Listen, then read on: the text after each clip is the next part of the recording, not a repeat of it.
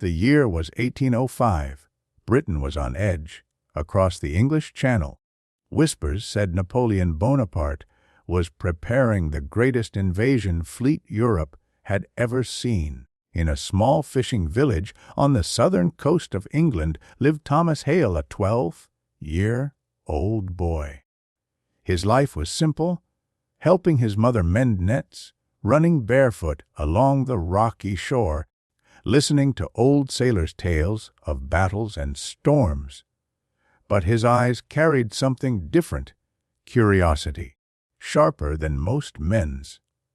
One evening, as the waves crashed against the cliffs and the wind sang through the fields, Thomas wandered alone near the headland.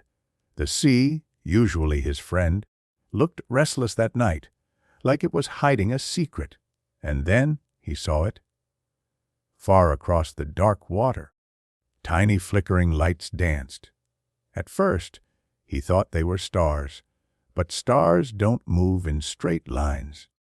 Stars don't gather in clusters. These were lanterns, lanterns on ships. Many ships. His heart began to race. He remembered the words of old Captain Redding at the tavern. "If Napoleon comes, he'll come at night, with sails black against the sky." Thomas sprinted back through the fields, crashing into his small cottage, shouting, "Mother, I saw them!" Ships, dozens of them, but his mother, weary from work, hushed him. "Hush now, Thomas. Your imagination runs wilder than the sea itself. Go to sleep." Even the men at the tavern laughed when he burst in, breathless. "Boy, do you think Napoleon himself is coming for your fishing nets?" They jeered. But Thomas could not silence the pounding in his chest. He lay awake that night, staring at the wooden ceiling, knowing what he saw was real. And so he made a decision no boy should ever face. If the men would not act, then he would. Before dawn, the world was silent, only the cry of gulls and the soft roar of the tide. The village still slept, but Thomas was already climbing the cold stone steps of the church tower, his breath fogging in the chill air. The bell loomed above him, huge and ancient, its iron surface cold to the touch. It had rung only for great dangers, fires, raids, or death. To ring it falsely was a crime. A boy could be whipped for it. But what was punishment compared to losing an entire kingdom? Thomas gripped the rope. His hands trembled. His heart told him this was madness. What if he was wrong? What if it was only fishing boats? But then, in his mind, he saw the ships again, shadowy, endless, crawling across the channel, and he pulled. "Gunji!" The sound boomed across the village. "Going!"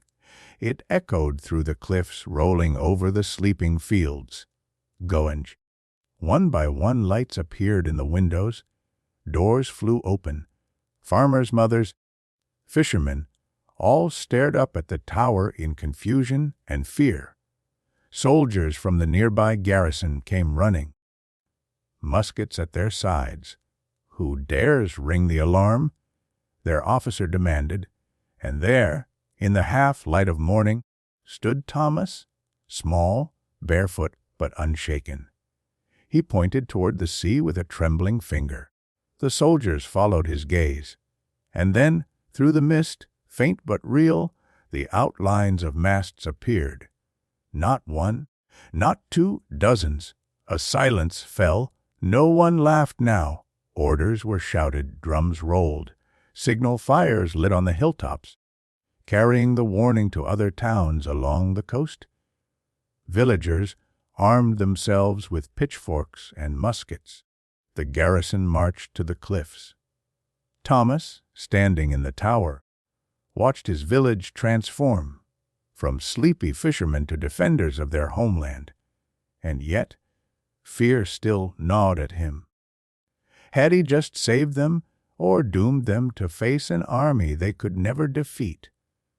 The sea mist thickened, hiding the French fleet as it drew closer.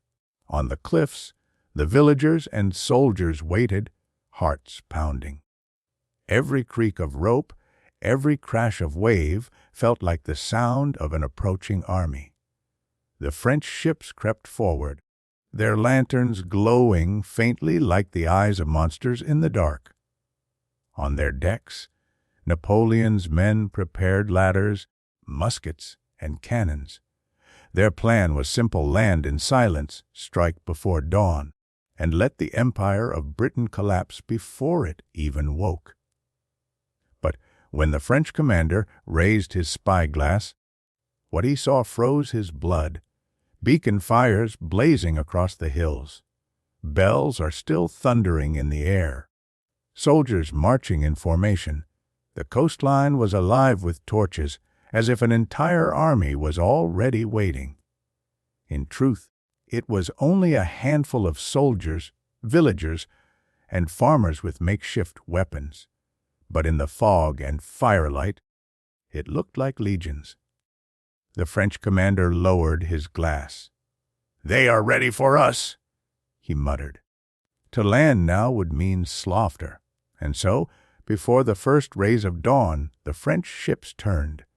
One by one, like shadows retreating into the sea, they vanished back into the mist. The invasion was over before it began.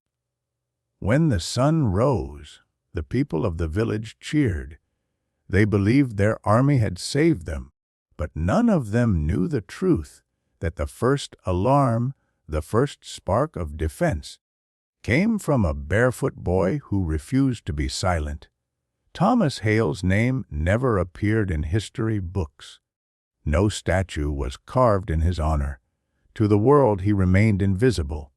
But on that night in 1805, his courage echoed louder than cannons. And perhaps it saved a nation. Years passed. The invasion that never came slowly faded into memory. Soldiers were honored, generals were praised, and Parliament declared the coast forever safe.